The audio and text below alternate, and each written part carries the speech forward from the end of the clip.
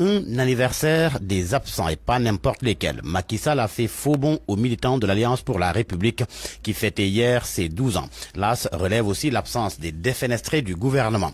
Le constat est aussi fait par les Échos. Le journal souligne que tous les ministres limogés et des personnalités membres fondateurs ont brillé par leur absence. Walf Quotidien, qui parle d'une fête au goût amer, clame que beaucoup de cadres ont snobé le président Macky Sall. Ainsi, l'Observateur et l'AS font état d'une célébration dans la morosité et la sobriété.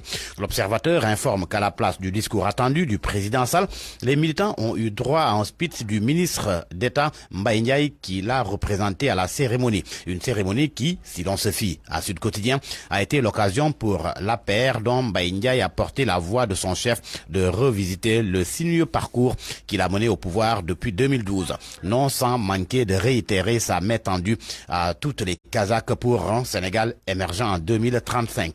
C'est ce que souligne également Le Soleil. Selon le quotidien gouvernemental, le président Macky Sall, dans un discours lu par le directeur des structures de l'APR, Mbaye Ndiaye, a tendu la main à tous les citoyens pour un Sénégal émergent et surtout pour relever les défis du moment.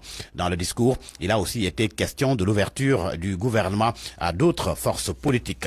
Mbaye Ndiaye a expliqué, selon Walf, le cas des nouveaux invités au banquet. À la première page du quotidien Les Échos, il affirme que les nouvelles arrivées consacrent que le président Macky Sall est l'homme du moment, il est l'homme de l'avenir et il est l'homme de l'espoir du Sénégal. Il ajoute, je le cite, « Nous sommes une alliance et cela nous rappelle tous que le pouvoir n'est pas une propriété privée ». À la première page du quotidien national Le Soleil, Macky Sall, par la voix de Mbaye Ndiaye, dit aux militants de l'APR que leur parti doit opérer sa mue. En tous les cas, l'Observateur relève qu'en 12 ans d'existence, l'Alliance pour la République n'a pas grandi en sagesse. Et selon des membres fondateurs du parti au pouvoir, le président Macky Sall a trahi l'idée commune qui avait motivé la création du parti et légitimé la conquête du pouvoir. L'Obs qui, sous un autre registre, met en exergue l'affaire des centres de redressement. Kara Sécurité, le côté obscur d'une enquête. Selon mon confrère, Serigne Modou Kara peut s'estimer heureux. Le guide religieux est pour le moment mis hors de cause alors que les premiers éléments de l'enquête de la section recherche de la gendarmerie de Colobane relèvent des faits graves et l'on parle de 17 morts présumés. L'Observateur qui indique que 37 des 43 mis en cause seront déférés aujourd'hui devant le procureur de la République, ce que confirme Source A.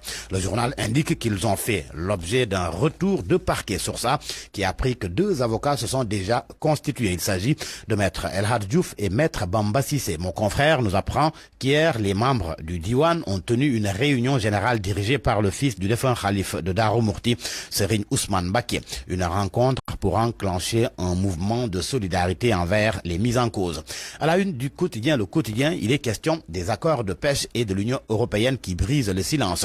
Selon Le Quotidien, elle charge les pourfendeurs et essaie de démonter, chiffre à l'appui, les affirmations jugées inexactes et pour certaines calomnieuses. Dans un communiqué, l'Union européenne précise que les négociations se sont déroulées en 2019 en étroite consultation avec les principaux acteurs privés sénégalais, armateurs, mareyeurs, industrie. Et avant la tenue des négociations en 2019, les représentants de l'Union ont également rencontré les acteurs de la pêche artisanale sénégalaise et ouest-africaine afin d'échanger et de partager les résultats de l'appui sectoriel. L'UE ajoute que les ONG de la pêche artisanale ouest-africaine ont publié leurs recommandations destinées aux Sénégalais. Un coup d'œil dans Vox Populi, une interview avec le ministre des Sports et maire de Fatick, Matarba. Entre autres sujets évoqués, les Lions et la prochaine CAN de football, la réfection du stade Senghor, la candidature d'Augustin Senghor à la présidence de la CAF, Matar Balopier, interview à lire aux pages 4 et 5 de Vox Populi. À vos kiosques et bonne lecture.